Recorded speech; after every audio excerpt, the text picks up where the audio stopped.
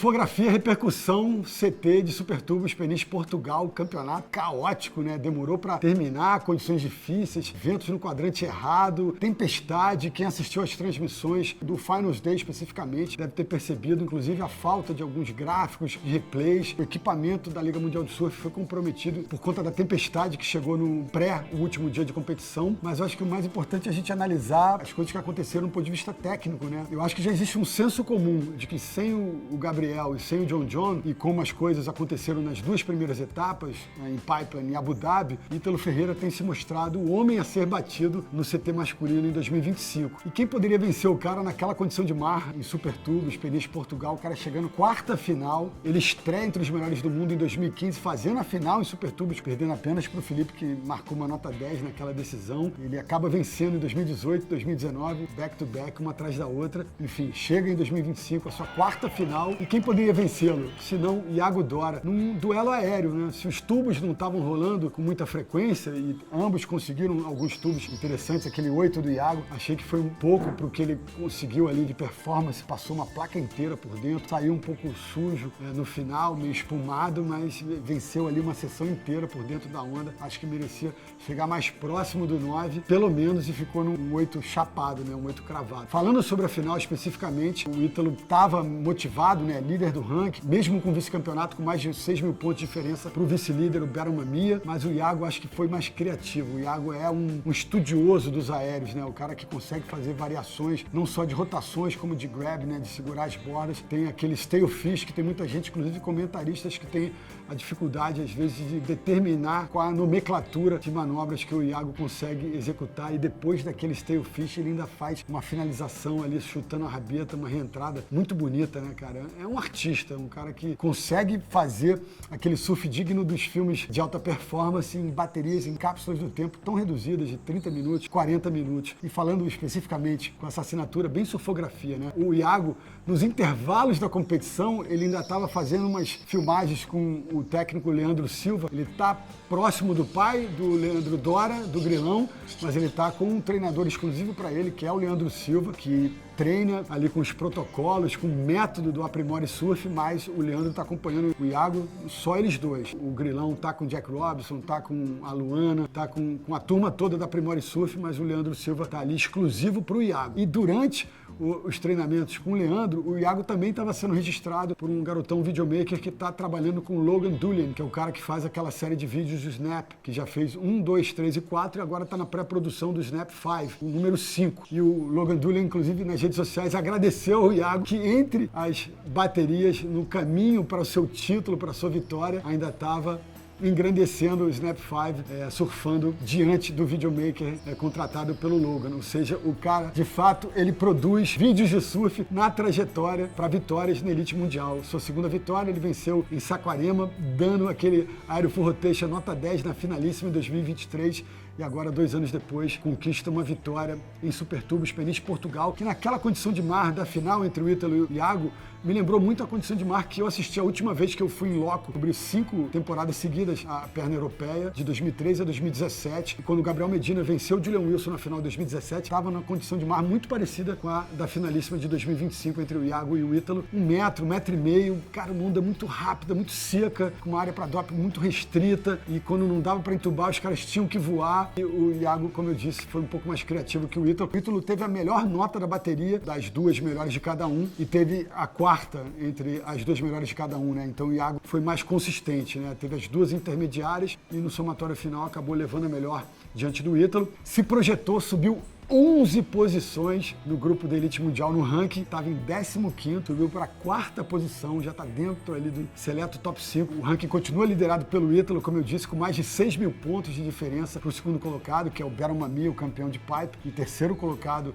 em Supertubos. Terceira posição com o Ethan Newick, assim como o Beram foi semifinalista em Supertubos, obviamente sem decolar. É um cara que tem um surf lindo, super plástico, uma linha irrepreensível, irretocável, mas precisa, né, rapidamente colocar o jogo aéreo no seu repertório, porque senão vai ficar restrito aos momentos de tubos e manobras de linha, e quando as rampas se oferecem para ele, no caso de super tubos, acaba devendo essa manobra, né? Então, Ítalo em terceiro lugar no ranking, e agora Iago Dora na quarta posição, e esse top 5 fechado com o surpreendente Rio Aida, o representante da Indonésia, nessa posição, porque de fato tem mostrado muita evolução, confiança e também repertório variado. Lembrando que o Will está sendo treinado pelo havaiano, o mesmo profissional que está treinando o Ítalo Ferreira, que é o digníssimo Reynolds Reis. Então, bacana, aquela final de Abu Dhabi teve isso em comum, né? Os dois finalistas eram treinados pelo Reynolds Reis. Então, o top 5 formado dessa maneira, e o resto dos brasileiros um pouco abaixo, e a gente tem alguns grupos, né? Felipe Toledo se mantendo no top 10 e nono lugar, Miguel Pupo fechando essa lista dos 10 melhores do ranking, e ali, cara, para baixo vem uma galera boa, e muita gente, inclusive dos brasileiros, numa posição muito perigosa, lá bem abaixo da linha de corte, né? Essa lista dos brasileiros segue Ian Gouveia na 14ª posição, DVD em 23º, João Chianca em 25º, Alejo Muniz em 29º, Edgar Groja, o único estreante brasileiro, na 30ª posição, e uma posição irreconhecível para o talento, para o que o Samuel Pupo pode produzir de estrago na elite mundial. O Samuca lá embaixo na 33ª posição. Então essa galera que está abaixo ali do top 16, inclusive abaixo da linha de corte, vai ter que correr atrás agora em El Salvador e na perna australiana, porque aí depois de Margaret River, a terceira de 3 etapas da perna australiana, vem o corte radical, e quem tiver na batalha masculina abaixo da 22ª posição vai rodar. Então a galera que está ou próximo desse número ou abaixo dessa linha de corte vai ter que correr atrás em El Salvador e na perna australiana para se livrar e para se manter na elite do surf mundial para a segunda metade da temporada. E aí o foco vai passar a ser o top 5, a luta por essas posições para o Finals em Fiji. E a gente no momento tem 2 brasileiros dentro desse seletíssimo grupo, e eu acho que é senso comum. O Ítalo Ferreira é o cara a ser batido, como eu falei no início do vídeo, e o Iago já se coloca dentro desse grupo. Eu torço, eu acho que nós todos torcemos para que outros brasileiros consigam, a partir dessas próximas etapas, chegar perto desse topo aí da pirâmide do Championship Tour. Especificamente, eu falei que o Iago vence pela segunda vez entre os melhores do mundo, certo? Saquarema em 2023, primeira vitória com aéreo full rotation nota 10. Dessa vez não teve nota 10, mas teve o Stay Fish. Ele conseguiu vários aéreos incríveis, outros os tubos bacanas também. Mas eu queria falar sobre a lista de brasileiros campeões lá em Super Tubos, que é muito especial, e temos todos os nossos campeões mundiais inseridos nessa lista, né? O primeiro a ganhar por lá foi o Adriano de Souza, ganhando do Kelly Slater em 2011. No ano que o mundo conheceu a tempestade brasileira, foi criada essa expressão, então foi uma vitória muito simbólica. Super tubos clássico, com vários tubos muito longos, muito profundos, e o Adriano se ajoelhando diante do Kelly, uma reverência ao Endeca campeão mundial, no pódio. 4 anos depois, final brasileira histórica. A segunda final brasileira lá em Super Tubos foi essa, entre o Ítalo e o Iago. A primeira foi lá com o Ítalo perdendo para o Filipinho em 2015. E aí, 2 anos depois, não perco a conta, vamos para a terceira vitória do Brasil em Peniche. Gabriel Medina vence Julian Wilson na decisão, então terceira vitória dos brasileiros em Super Tubos. E aí a gente tem uma sequência avassaladora de Ítalo Ferreira, que acaba culminando com o título mundial dele em 2019. Ele vence em Super Tubos 18 e 19.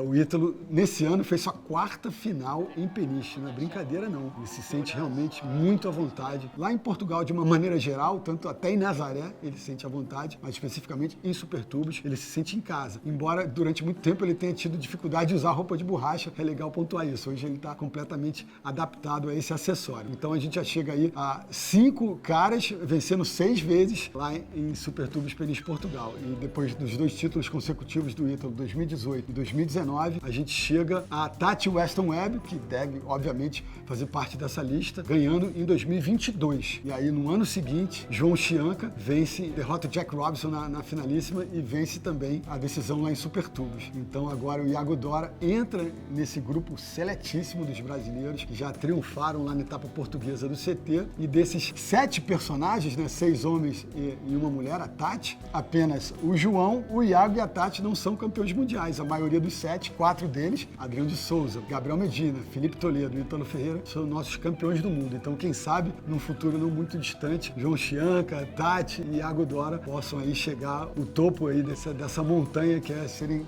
coroados campeões mundiais, mas eles sempre terão marcado suas trajetórias por essas vitórias em Super Tubos. Eu acho que isso é muito especial, um mundo imprevisível, muito difícil de ser domada, mas acho que os brasileiros criados em praias sobre fundo de areia têm essa capacidade, né, de se movimentar, de perceber as mudanças nas condições do mar e reagir e surfar, fazer belíssimas apresentações em condições que são mutantes e muito desafiadoras. Mais uma vez a gente teve ali alguns dias antes da janela abrir da etapa com ondas incríveis, super tubos com o melhor do que o pico pode nos oferecer, mas aí ao longo da janela já aberta a liga teve muita dificuldade. Essas chamadas são muito difíceis de serem executadas, ainda mais em ambientes tão desafiadores como é super tubos, como é também Itaúna e Saquarema e outros palcos tradicionais do circuito elite mundial. Então eles chegaram ao antepenúltimo dia da janela, né? A gente ainda tinha a janela que poderia ser utilizada até a terça-feira, mas o mar diminuiu muito na segunda e na terça-feira, então eles resolveram fazer a decisão no domingão. Condições bem difíceis, alguns momentos, né?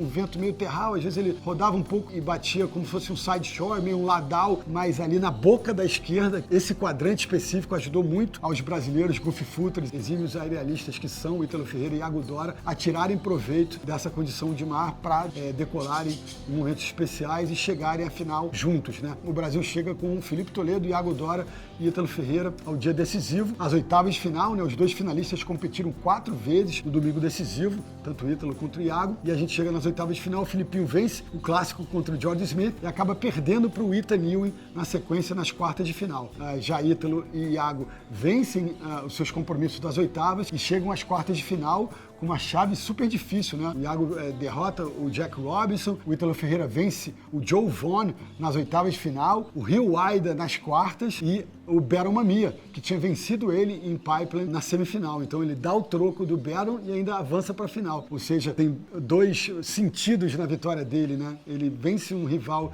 que o derrotou na primeira etapa do Tour e ainda esse rival, como está na conversa do top 5, ele ganha alguns pontos nessa manutenção do status dele de líder da elite do surf mundial. Então o Ítalo vai para El Salvador ostentando a camisa amarela de líder do ranking com mais de 6 mil pontos de diferença. Acho muito pouco provável que até ali a conclusão dessa primeira metade da temporada alguém tire a lycra amarela do Ítalo, mas vai ser muito bacana a gente observar se isso vai ser possível ou não, que se ele perder, que ele perca para o Iago, mas acho de fato bem difícil que ele perca essa posição. Sobre o surf feminino, a gente tem falado muito da revolução que ela está de fato em curso, né? As meninas têm evoluído muito, a nova geração comandando essa locomotiva dessa revolução. Mas eu acho que fica nítido também, e é importante a gente falar, não dourar a pílula, nesse ingrediente específico que é o surf acima do lip das ondas. Nos aéreos, realmente, é uma manobra, uma fatia do repertório das manobras dos melhores do mundo, que o surf feminino fica ainda bastante distante do surf masculino, né? As únicas que conseguiram decolar ainda timidamente em toda a etapa foram Caitlin Simmons e Erin Brooks, que no caso são as 2 meninas que estão, de fato, liderando esse processo revolucionário do surf feminino, né? Mas ainda é pouco, né? Eu acho que elas ainda vão ter que treinar, se arriscar muito nessa seara do surf aéreo para chegarem a essa evolução que é tão esperada, né? Ficou muito claro nessa etapa de super tubos como o surf masculino está de fato bem distante do surf feminino no que diz respeito aos aéreos, e Ítalo Ferreira e Iago Dora são os líderes desse processo. Tem até, inclusive, para falar do surf masculino, Ethan Ewing é um cara que está, né, na conversa de disputa de título mundial há várias temporadas seguidas e também tem essa lacuna no seu repertório de não... Ele até manda os aéreos, mas não manda com a mesma precisão e muito menos com a mesma frequência que caras como o Iago, o Ítalo e tantos outros tops da elite mundial. E assim, comprovando isso que eu acabei de falar, naquela situação de mar de super tubo, as meninas não estavam conseguindo decolar, quem acabou levando a melhor foi aquela menina que é uma tremenda competidora, muito sólida, muito precisa no que ela nos oferece. Mas eu acho que ainda eu tenho uma cisma com a Caroline Marks, cara. Embora ela seja campeã do mundo, medalhista de ouro olímpica, eu acho ela muito consistente, muito competente, mas falta um tempero extra, falta um estilo mais apurado, as manobras acima do lip das ondas, falta algo mais para ela de fato ser encarada como um ícone. Ela é muito competente, não à toa chegou a conquistar o que ela já conquistou, muito jovem, mas acho que o surf feminino, nesse processo revolucionário, me encanta mais observar, assistir meninas como a Caitlin, como a Molly, como a Erin Brooks, por exemplo. E para falar das brasileiras nessa etapa, Tati e Luana acabaram devendo bastante, né? Tati perde na repescagem, Luana perde nas oitavas de final, e como último dia de competição no feminino a gente já estava com as semifinais estabelecidas,